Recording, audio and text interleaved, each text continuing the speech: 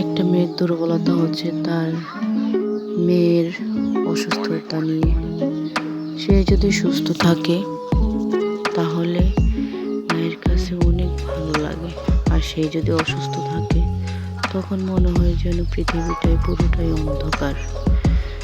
কি বলবো, মেয়েটার কিছুদিন শরীরটা ভালো থাকে, আবার কিছুদিন খারাপ হয়ে যায়।